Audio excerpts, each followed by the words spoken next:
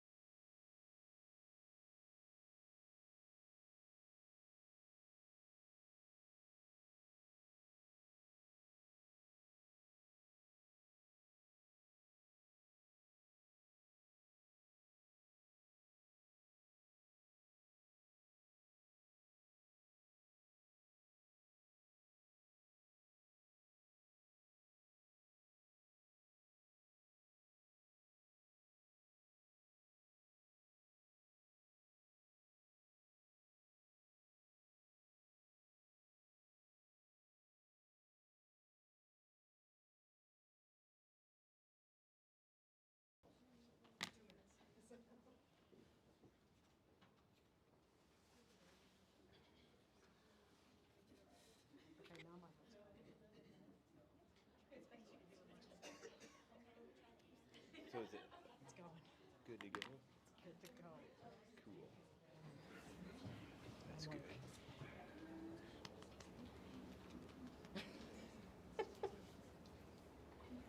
Awesome.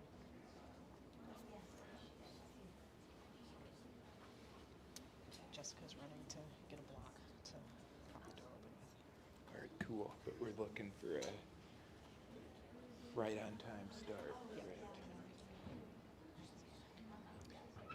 right? Are you seeing folks accumulating on the? It's like 20 seconds behind, so it's. Yeah, there's a. I can see them coming in, but they've already been in. How many people do you have waiting? 37. Oh, good. That's good. A couple people just decided that they don't want to watch it too much. People will have internet trouble, so they'll like drop off and they'll come back. You'll see that number is going to keep. You know. Oh, I guess I need this, eh?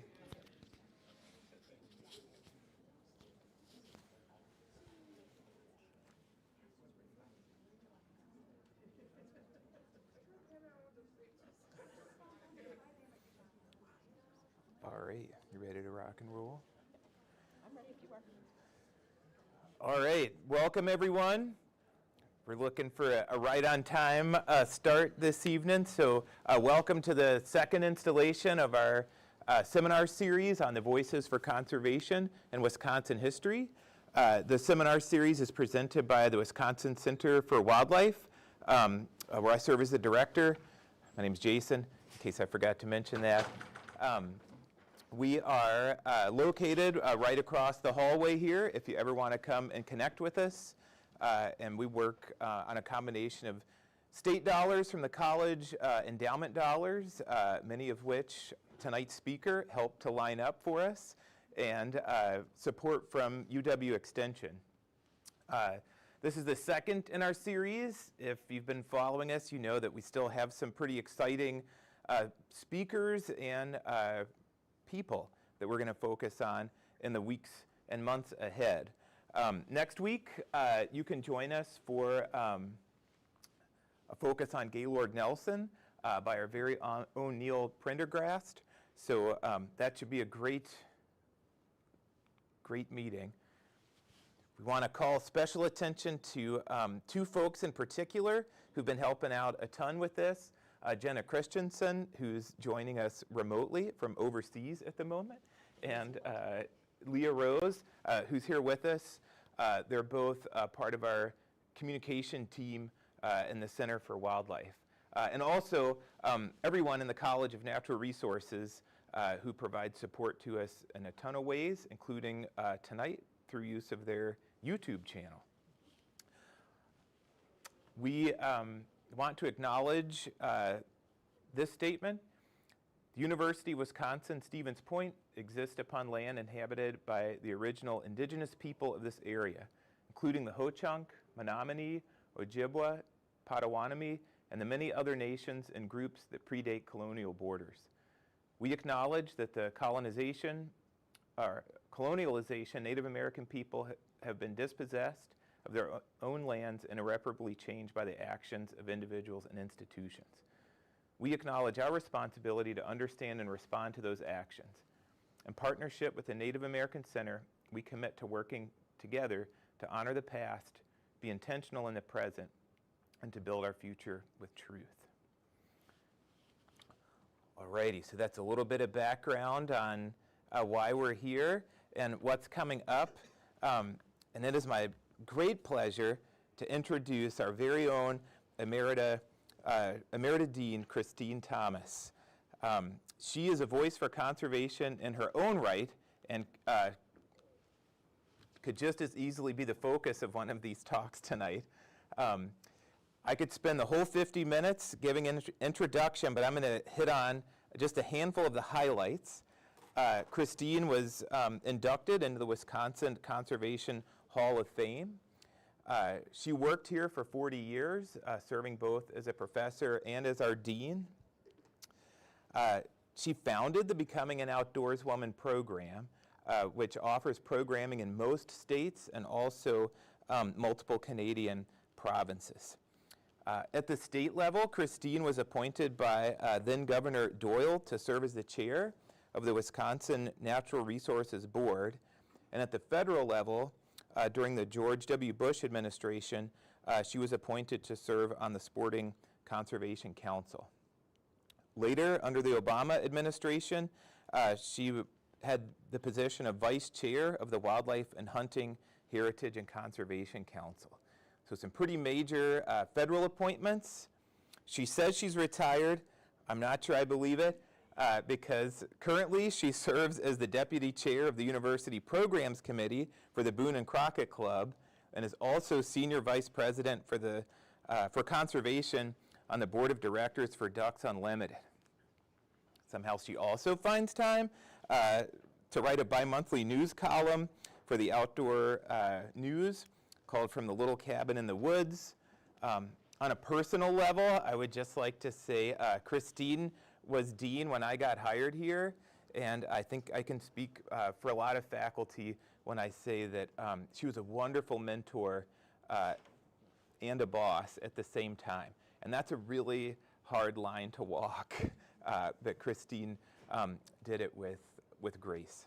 So we're very excited that she's going to speak about Fran Hamerstrom tonight, and so please join me in welcoming Christine Thomas.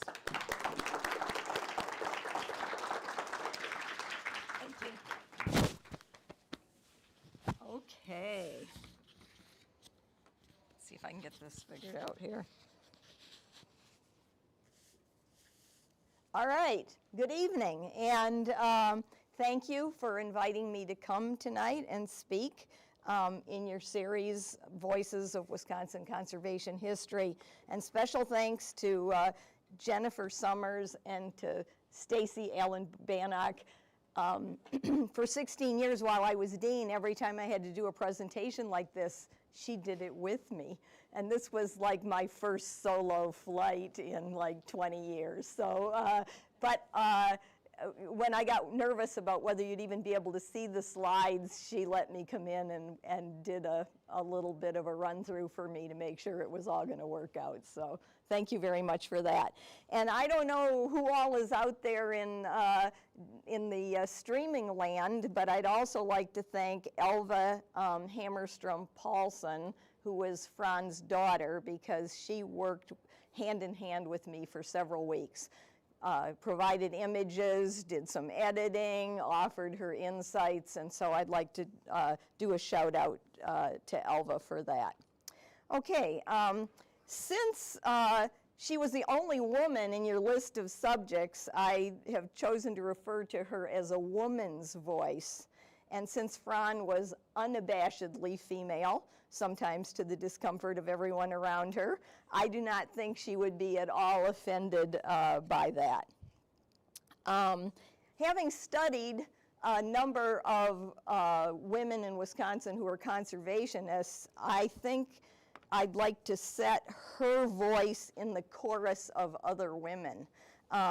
Wilhelmina Labuddy, as an example, was a force for conservation for 25 years. They likely knew each other. They might have even worked on some projects together. Wilhelmina's arena, however, was different than some of the folks that you're going to see in this series. She influenced women in the Federation of Women's Clubs. In the 1930s, especially, women's clubs were a really popular thing. Women had a voice that way. My mother-in-law, who just passed this week as an example, for decades belonged to a women's club in her farm neighborhood called the Oh-So, S-E-W, Oh-So Easy Club. And this was a chance for, you know, there wasn't the internet, and if you had a phone, it was a party line. This was an opportunity for women to get together and do things in their lives and have a political voice. And Mrs. Labuddy was a master of the politics of the women's clubs. She worked the legislature. She helped save the Horicon and Sheboygan marshes. Sometimes she tilted at windmills. She has 14 boxes of conservation correspondence at the Wisconsin State Historical Society. She was inducted into the Wisconsin Conservation Hall of Fame in 1990. I nominated her and I gave one of her induction speeches, so she's sort of a favorite of mine. But what I wanted to point out relative to her versus Fran, she was not a wildlife biologist, she wasn't a forester, she wasn't a professional resource manager. She was a woman who cared about the natural world. And those people really helped conservation get off the ground And so they were just as important to making progress on the environment as the professionals were, because the professionals wouldn't have got anywhere basically on their own. As it relates to Stevens Point, Mrs. LaBuddy was a friend of Fred Schmeekley, and they worked the legislature to get conservation education required in Wisconsin schools, which led to the creation of the first conservation education major in the country, which was here at Stevens Point. So she has a relationship to us as well. Okay, my next one, Margaret March Mount, worked for the U.S. Forest Service in the 1920s. From the 20s to the 40s, this woman worked for the Forest Service. She had a Forest Service uniform. She was a friend of Mrs. LaBuddy. She was known as the Tree Lady. And her job was basically public relations and environmental education. And she was supposed to raise money from the women's clubs, which she was very successful at, and from school kids to replant the North after the forests were harvested, after the virgin forests were harvested, and after the fires and what have you. They collected money from the women's clubs. That would be a conservation project for somebody like my mother-in-law's group, to raise money, pennies to send to the Forest Service so that they could do planting. Professional forestry predated wildlife conservation and wildlife biology by at least 2 decades. So this was, 20 years ahead of Aldo Leopold establishing wildlife biology and management as a profession. Of course, Leopold himself was a forester, so that was kind of a new thing. However, I digress. There were many other women, but my job is Fran Hamerstrom. Most folks would think Fran, based upon her start in life, would be an unlikely candidate for the life that she built. Most folks would not be thinking about the big picture. She was born to a life of privilege in an upscale Boston suburb in 1907. Various accounts state that she was raised in the way of proper young ladies in Greater Boston, including having a debut at a coming out party, okay? And while this does not sound like the beginnings of a nascent wildlife biologist, I would remind you that what privilege meant in this time, in the early days of the 20th century. It meant having enough money and enough free time to pursue leisure activities, okay? And some of the leisure activities that were pursued in those days were camps. Many wealthy families had camps in the Adirondack Mountains or in Maine, in the woods of Maine, and Fran's family apparently had a hunting outpost in Maine. Other activities, many early 20th century businessmen belonged to hunting clubs or hired guides for duck hunting on the Chesapeake Bay. And Fran's father, Lawrence Flint, was a duck hunter. Fran herself, in many of her writings, says she wanted to go shooting and hunting with him, but he never took her. He wanted his sons to do that with him. They weren't interested. Fran desperately wanted to go duck hunting, and he didn't take her because why? Proper young ladies in Boston at this time of our history did not go duck hunting for the most part. But she was independent and rebellious, and one of the little stories, there are so many stories about the Hamerstroms, but one of the stories that I really got a kick out of was that one day her mother had a fur-trimmed coat on what I might call the Goodwill pile, the stack of stuff that's going to go to a charity somewhere. And Fran asked her mother if she could have that coat, and her mother wrongly assumed it was because she liked the fur on it and she liked animals, and so she wanted to have this coat. She hocked the coat, and took the money and bought a shotgun, and she went duck hunting on her own, and there are some pretty cool stories associated with that. So she hunted on the sly. Fran attended Smith College, where she was unsuccessful. After her short stint in academia, she became a successful fashion model. Now, doesn't she just look like Colette Colbert and It Happened One Night? She just needs Clark Gable, okay? And she was really proud of this stint of being a fashion model, and when you think about the fact that this was the Great Depression, you know, this was pretty cool that she got a chance to do this. Well, Clark Gable did come along, okay? In the late 20s, a fateful meeting with a handsome, polished, genteel lover of hunting and wildlife, Fran Hamerstrom, who also was a good dancer, set them both on the path of lifelong love and devotion. It really was, I think, a lifelong love story. It also set the wheels in motion on a wildlife research and advocacy partnership that would shape wildlife management in central Wisconsin for many decades to come. Okay, so from this point forward, I believe we should think of Fran and Hammy, as she called them and as some of his friends called him, as a team, all right? Okay, now this is also, I set her in the voice of the chorus of other women at the time, but I think this is a good spot to set them, the pair of them, in their time in the greater North American construct. When they were born, Teddy Roosevelt was president.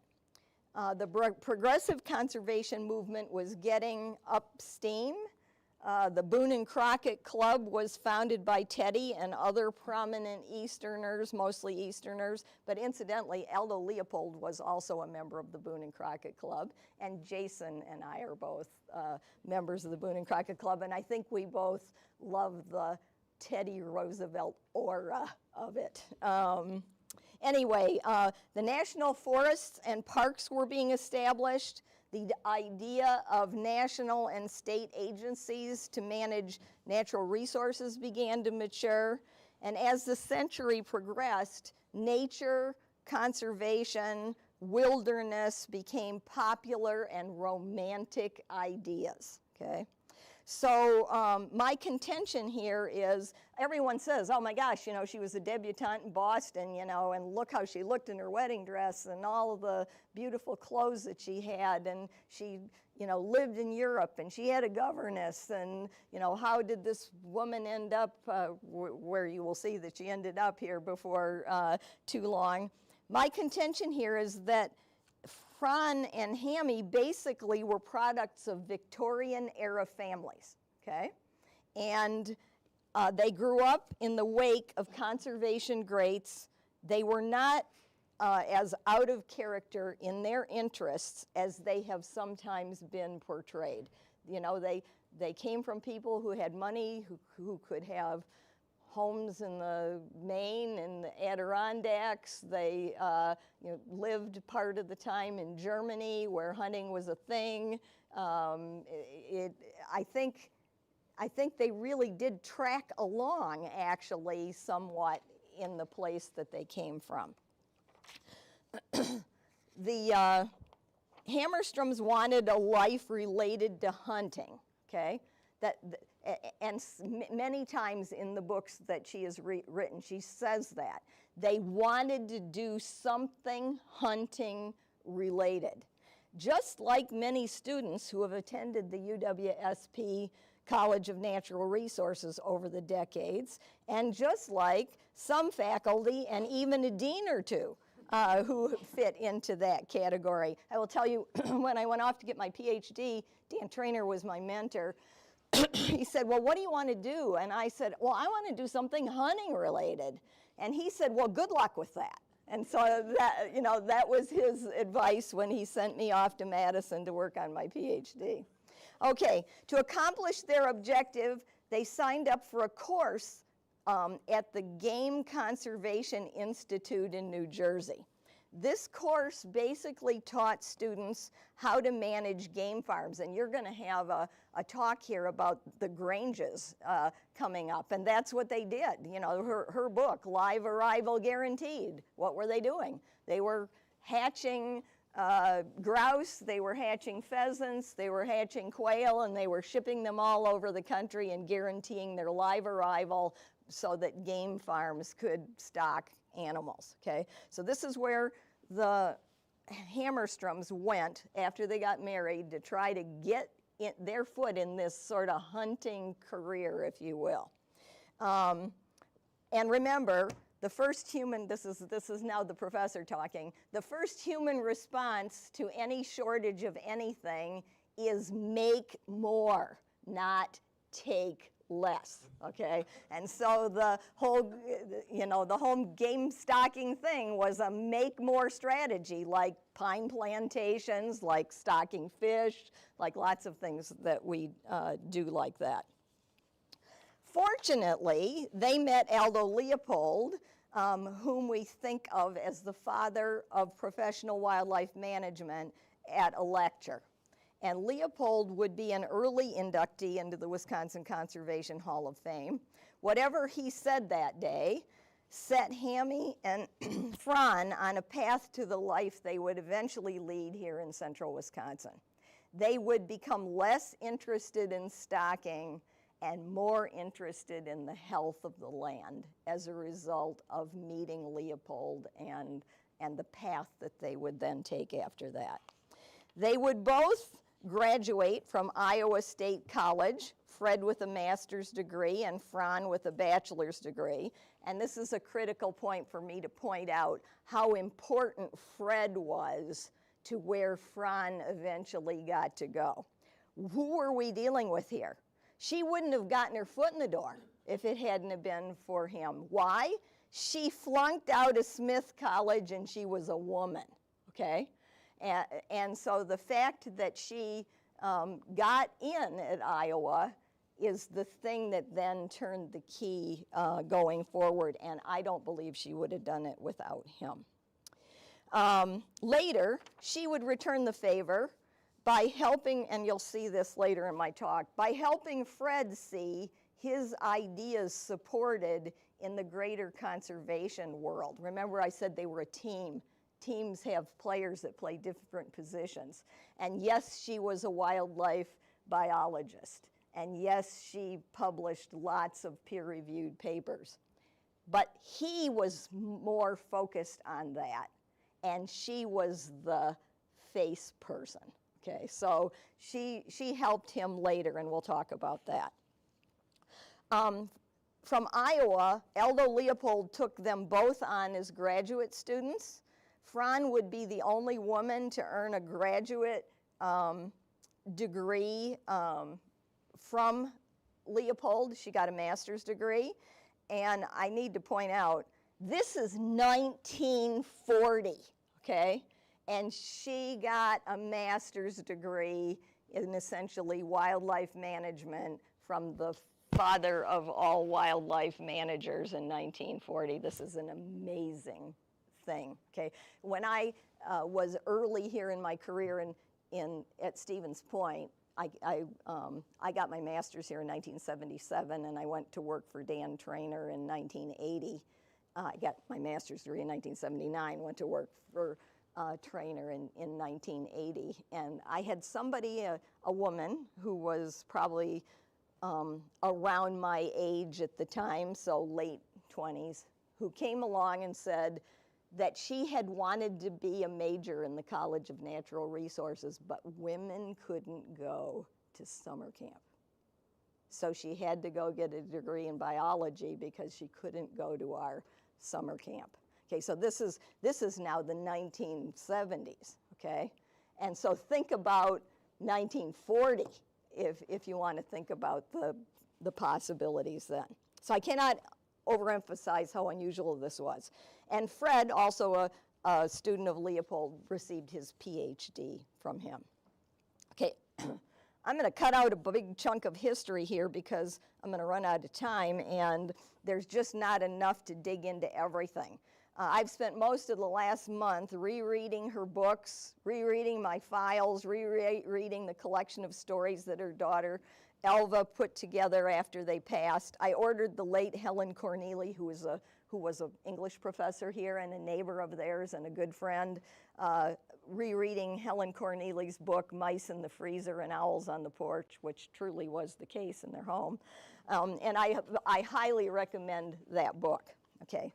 After World War II, when Fred had done a stint in the Army Air Force, Fred returned, he signed up, he enlisted for World War II, and even though there weren't supposed to be wives anywhere around the places that they lived, she followed them wherever they went and with their kids and tried to keep up a life as the war was unfolding. Afterwards, Fred returned to a job he had had in Michigan before the war, and from there the Hamerstroms were hired by the Wisconsin Conservation Department to oversee grouse research in the Plainfield area. Fred had a full-time stint and Fran a part-time role, and this treatment, less job and less pay, but just as much work, would continue for the rest of her career and eventually even get worse, but I'll get to that later. She did her share of the grouse work and much more besides, and at the end of her career, at least 2 sources report that her publications numbered more than 150. 150, think of that, with about half being peer-reviewed and half falling into the category of popular. While Fred was living, he edited her work, and she did the same for him. The Hamerstroms, first, after they got involved in the grouse work in the Plainfield area, they first rented and then purchased a large Civil War era home near Plainfield.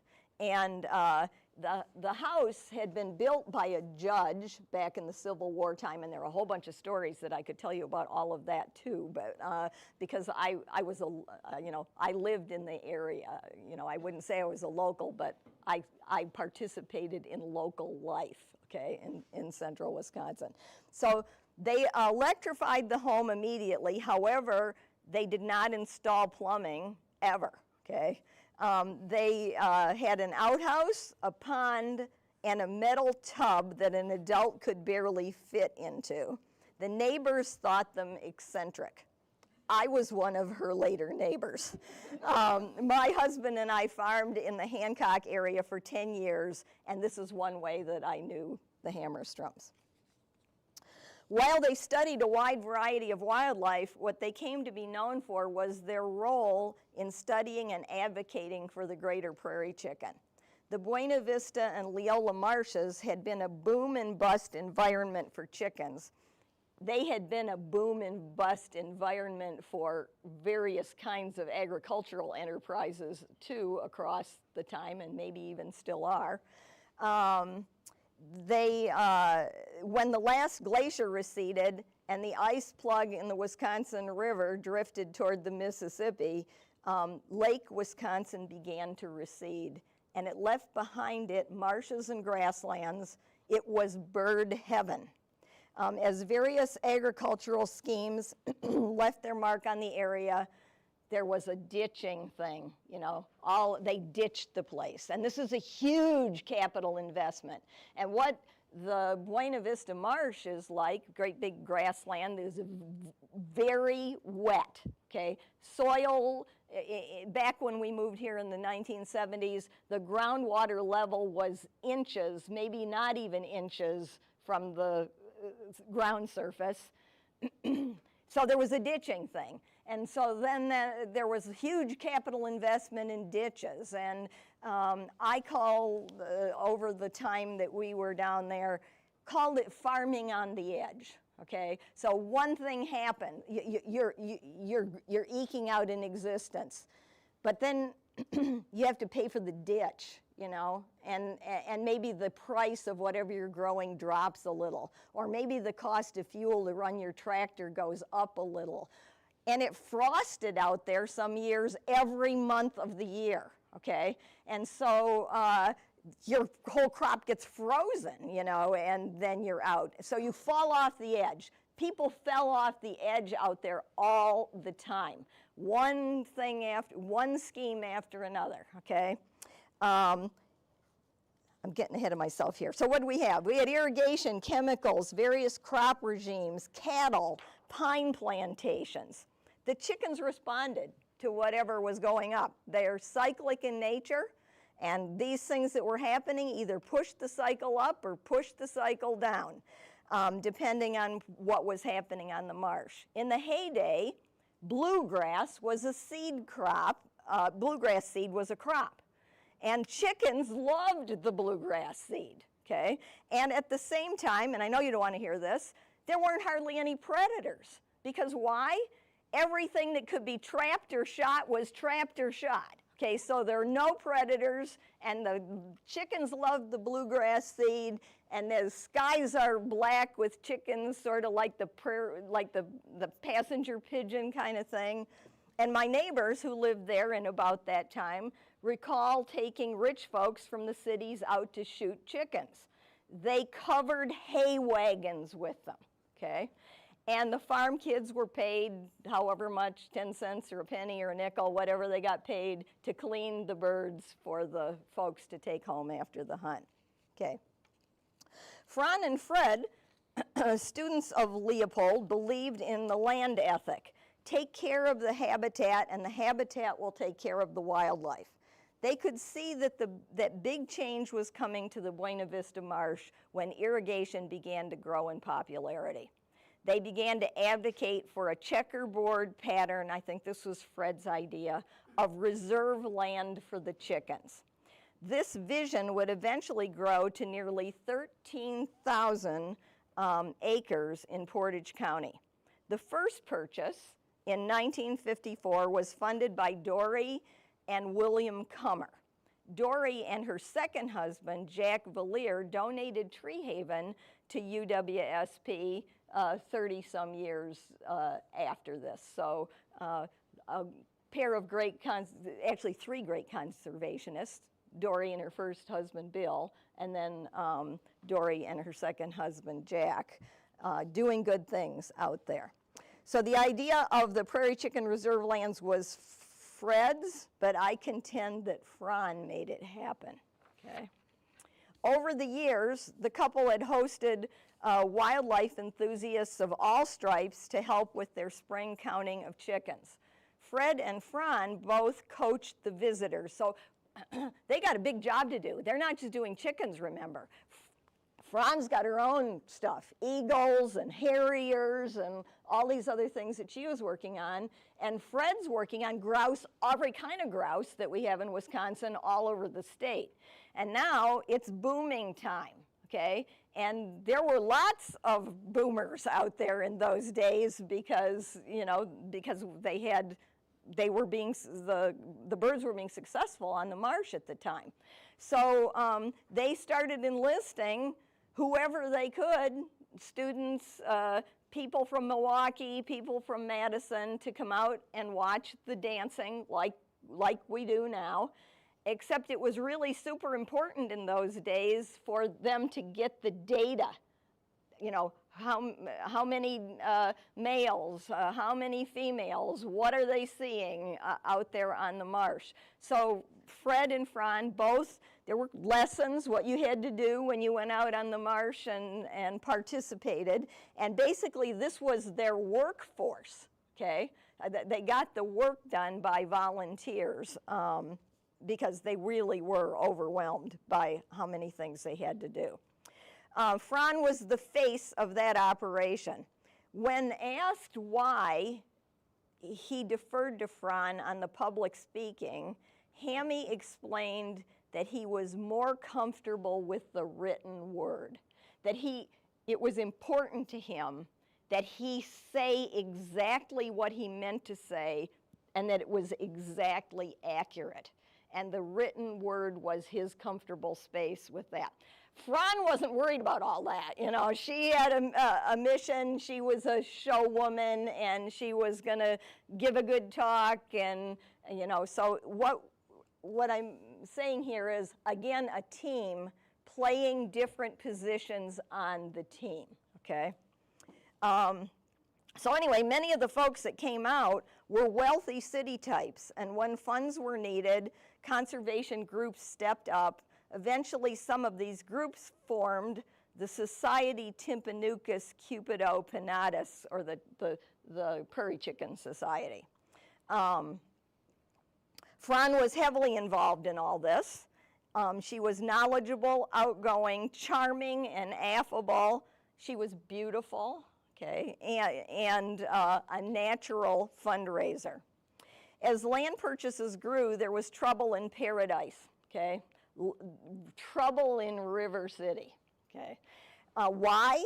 Locals saw this as a threat to their livelihood, taking land out of production, and then that drives the price of the neighboring land up. So, you know, if you're, back in the day, if you're a farmer, if you've got kids, especially boys, you know, you want to get your farm bigger so it can support the whole family, and so your kids don't move away to Milwaukee or some terrible place like that.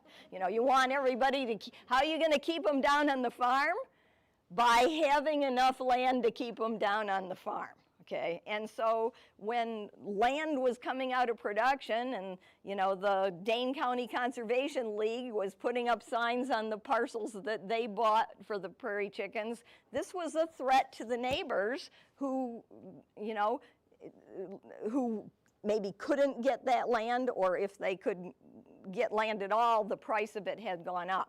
Similarly, local government was enraged by this because it costs almost the same to run government services whether we're all paying for it or whether 10 of us are not paying for it. So if 10 of us are not paying for it, because those parcels now belong to the Dane County Conservation League or the Timpanoucas Society, that means everyone else's taxes have to go up to make up for what we're not paying. Okay, so those issues were enraging the neighbors as more and more land came out into preservation for the chickens. Okay, and even some local sports groups turned on them. And I was sort of shocked when I saw some of the names that were in there that were people that I eventually knew, who I saw as conservationists. And there was a push at one point, this just blows my mind as someone who worked in state government for 40 years. There was a push at one point in 1954 to force the Conservation Department to transfer the Hamerstroms to some other part of the state. Okay, and the Conservation Commission actually had a hearing on this. I mean, this just blows my mind. This would be like the Natural Resources Board having a meeting to decide whether our local game warden should go somewhere else, okay? So, but that all happened, and they weathered it. And this is what I think. The important political alliances made primarily through Fran's efforts derailed the effort to get them sent away somewhere else, okay? Later, Fran rightly began out there, Bill Berry?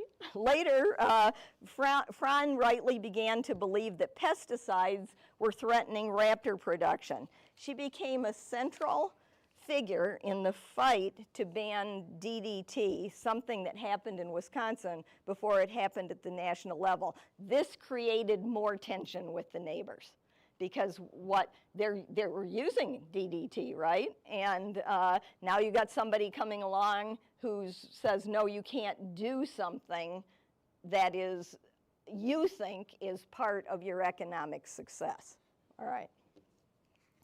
Something I have not touched on yet is the effect they had on the profession. Over their many decades on the marsh, they affected the lives of thousands of, how am I doing on time here? Okay. they had many decades in the marsh, and they affected the lives of thousands of guests who came to watch the chickens boom, okay? So every year, dozens of people come, and they sit in the blinds, and they're exposed to the Hamerstroms, and she feeds them breakfast, which she was really famous for the breakfast that she fed them, and they sort of become part of something, and they feel like they're part of something. This created the goodwill it took to raise money for the reserve acres and the political power it took to keep them in Plainfield. Over these same decades, they hosted many apprentices. They called them gaboons. These were mostly young folks who lived in their home, learned how to do field work, write, and live less material lives, learned table manners if they needed to learn them, and many of these went on to become prominent in the field. While not a gaboon, one UW-SP student, Robert Rosenfield, enjoyed a mentoring relationship with the Hamerstroms. He eventually became a faculty member at UW-SP biology department, and even in retirement is an internationally acclaimed Cooper's hawk expert. He's but one example of the mentoring that the Hamerstroms provided to budding wildlife biologists over many decades on the marsh. They developed a strong relationship with students and faculty at the UW-SP College of Natural Resources. This is another way that I knew them. Early in my career, I worked for Dan Trainer. He, another Hall of Famer, was a colleague of the Hamerstroms when he did wildlife disease work for the Conservation Department. And they were, of course, doing the grouse work. There's so many Hamerstrom stories out there that I could tell or that you could read, but one that I just love, so I'm going to divert for this for a second. So they all work together at the Conservation Department, and every year, and Dan Trainer wrote this story for Elva Paulson's book, okay? The department had a Christmas ball every year at some fancy place in Madison, and everybody showed up in their evening gowns and their suits and ties, and didn't look like field biologists for one evening in the year. And when Fran sashayed in her evening gown, I think it was a mink, she pulled a dead mink out of her purse and went up to Dan Trainer and said, "Dan, what got this guy? Why is this mink dead?" And so they got out their flashlights and their pocket knives, and she in her evening gown and Dan in his suit and tie sat down on the floor and did a necropsy on this mink in the middle of the Christmas ball. And he declared that poison had gotten the mink, didn't know what kind or who did it or for what reason. And I just love that story because it is so him. And it was so her. And I just think that's a great story about them.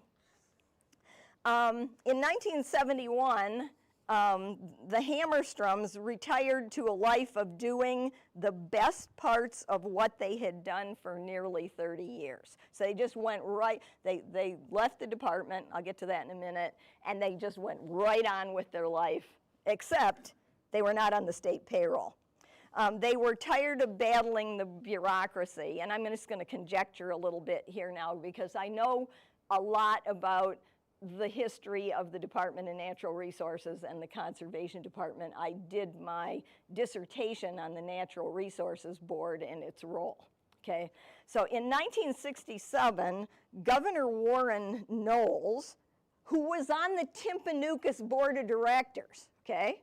The governor was on the Timpanoukas Board of Directors, decided to reorganize state government. And everyone hates reorganization. Why? Your team might not be in charge. You might lose your job. Your budget might get cut. You might not have as much influence. Reorganization is universally hated, and it's universally happens, okay? And so the governor took the Department of Resource Development and the Conservation Department and proposed a Department of Natural Resources.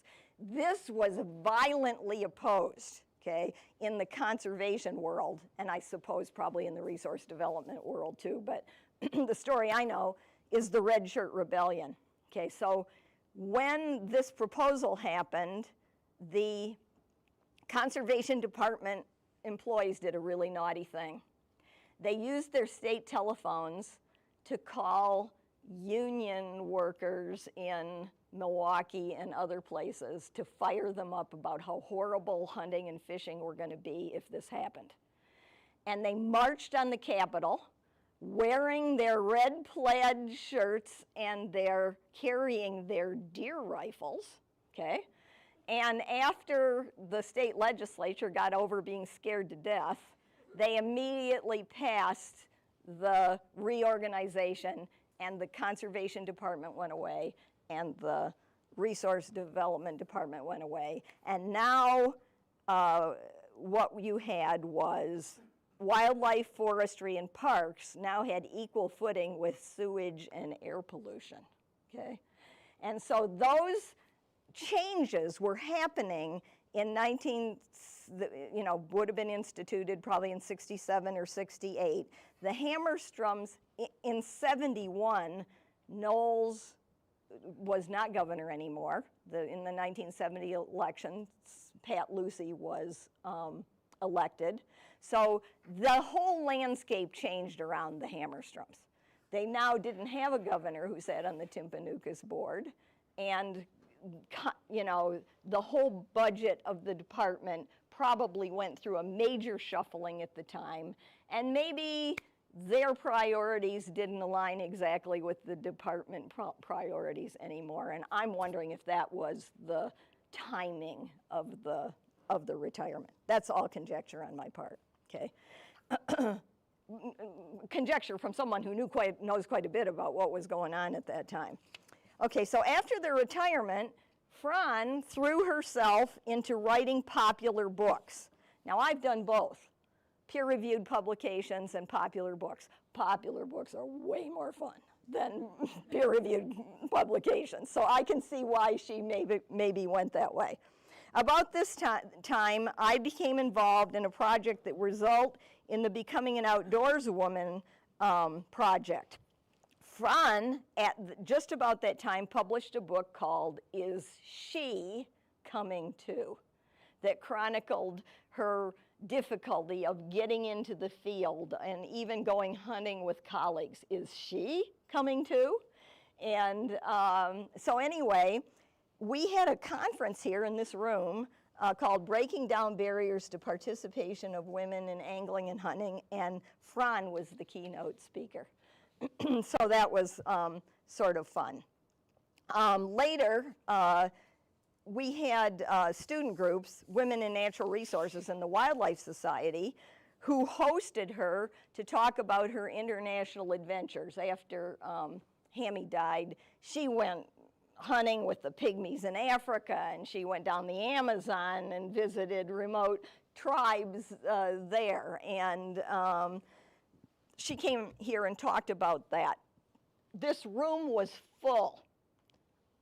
There were 30 people standing outside both of these doors. You could hear a pin drop. Everyone in here hung on every word that she had to say. And before the talk, the student president of the Wildlife Society and Women in Natural Resources and my daughter and I took her out to dinner at Bernard's, because that's where she wanted to go. Old timers here will remember Bernard's. And I remember Tammy Ryan, who's now Tammy Ryan Nadolny, who became a regional wildlife supervisor here in the state, was one of those students that was with us there that night. And she said, she thanked me, and she said, all my life I'll be able to remember that I had dinner with Fran Hamerstrom. So that was just a little cool personal story. Well, Fred passed in 1990 from pancreatic cancer, and Fran marshaled on, traveling the world on adventures, and she passed in 1998. These two remarkable wildlife management professionals were a team. Like most teams, they played slightly different positions. Their body of work contributed to knowledge. They mentored others and grew the wildlife profession. They advocated for important issues, something that would be almost impossible for someone who works for the state to do today. And regardless of the future fate of the prairie chicken in Wisconsin, there are nearly 13,000 acres in Portage County alone that will serve a variety of wildlife and provide ecosystem services that would not be here were it not for them. They were inducted into the Wisconsin Conservation Hall of Fame in 1996, and they went in as a team. One final word about Fran. Doing what she did in her time took courage and grit. She was underemployed, underpaid, and underappreciated. And while not an active crusader for women in wildlife, the fact that she did it, succeeded at it, and shared it shone the light of hope on a path for others who would follow. She was a woman's voice at a time when there were few women in our field, and it was a strong voice. And thank you for the opportunity.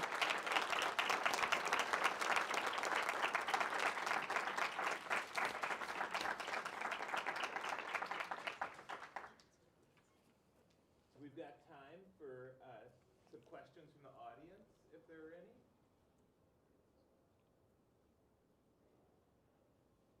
Sure. What's your greatest memory with Fran? What's my greatest memory with Fran? Okay, so I didn't have the kind of relationship that I described here. She came through the office from time to time. She, lived in the neighborhood. So one story. Back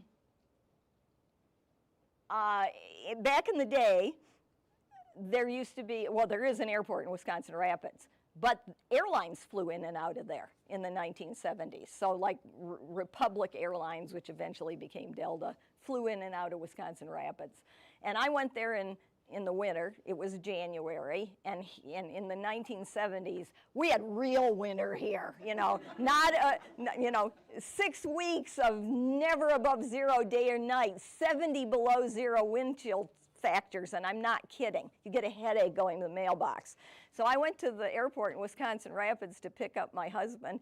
There's Fran and Fred, and Fran's there in sandals and no socks. And I'm thinking, oh my God, I need my Schneep pack boots. What is this woman doing? So there's one funny little story. What else?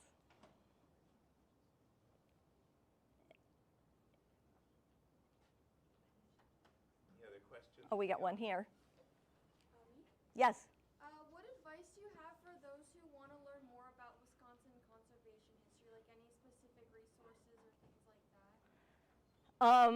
What advice, question was, what advice for people who want to learn more about Wisconsin conservation history? I think a really good place for you to start is the website for the Wisconsin Conservation Hall of Fame. And there are dozens of people.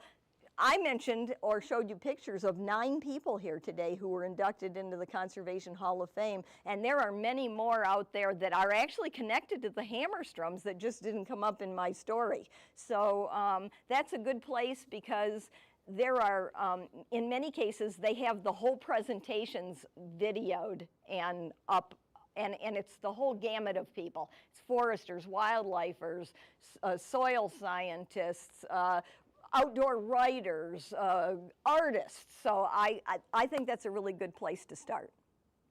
Okay. Sure. You said she was a student under Aldo Leopold. Yes. Was she Aldo Leopold's first woman graduate? The question was she Aldo Leopold's first woman graduate? She was the only one. Okay. Anyone else?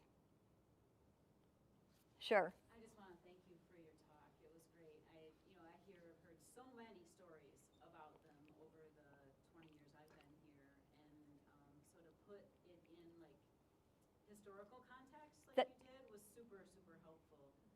And I think we have probably 50 prairie chickens up on the 3rd floor that are stuffed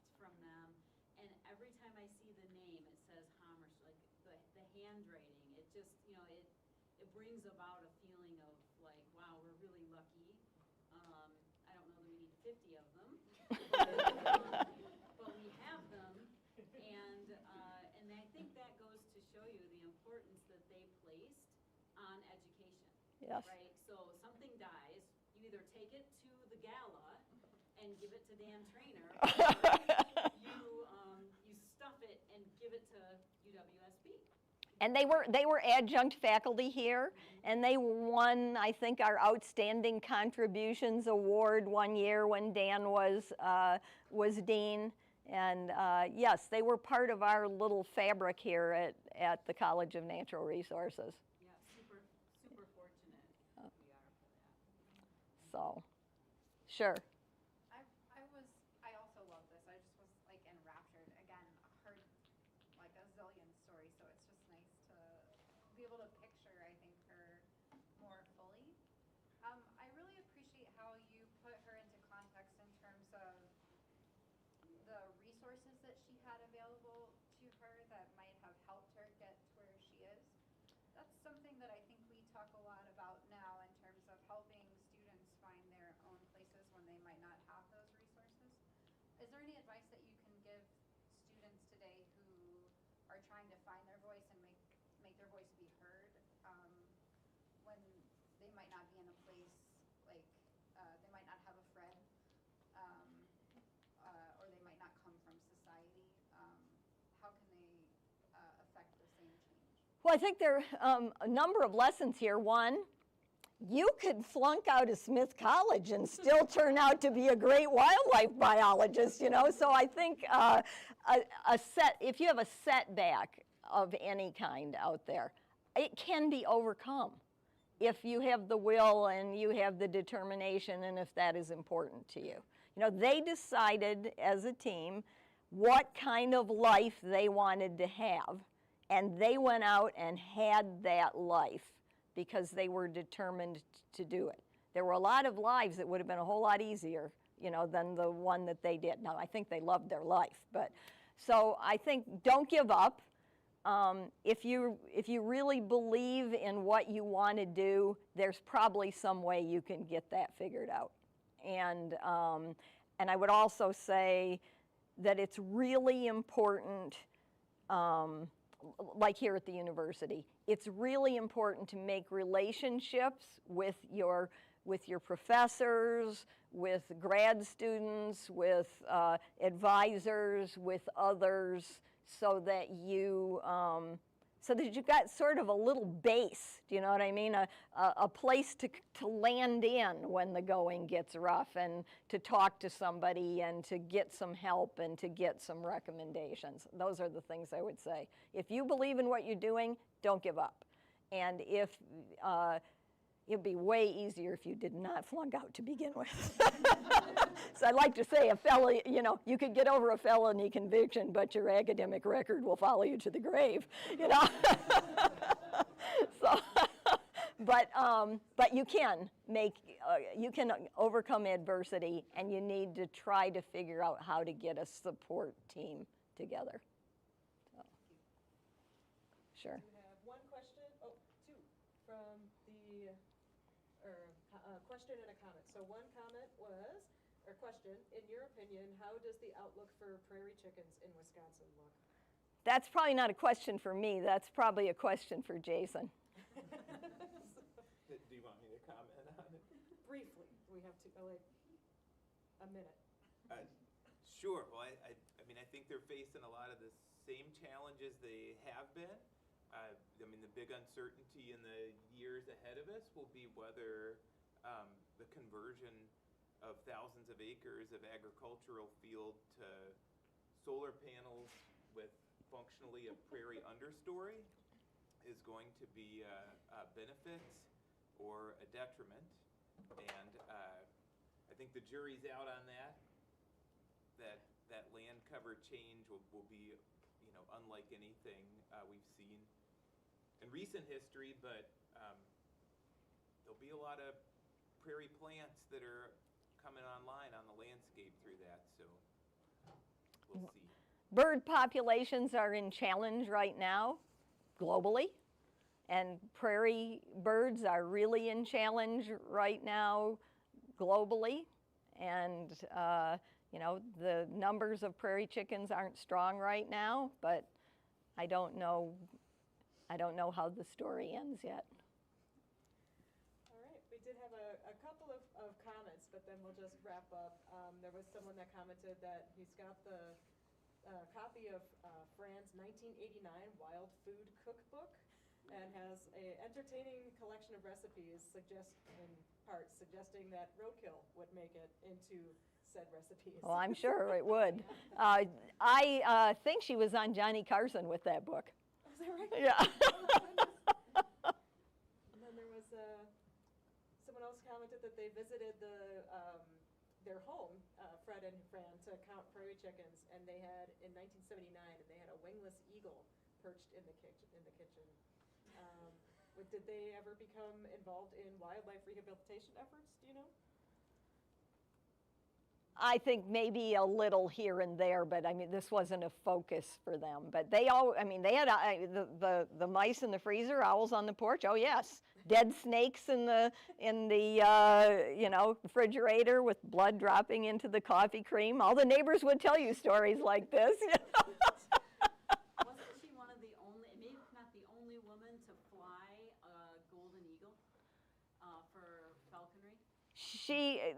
The things that I have read recently said that she was maybe the first woman falconer in the country, and in fact she did fly golden eagles. Right, Yes. which, yeah, that's not where you start. Yeah.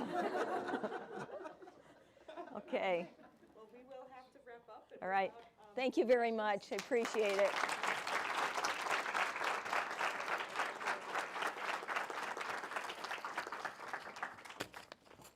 Thank you all, and we'll be back here next week at the same time to hear about other heroes of the conservation movement in Wisconsin. Thank you all. Everyone for coming.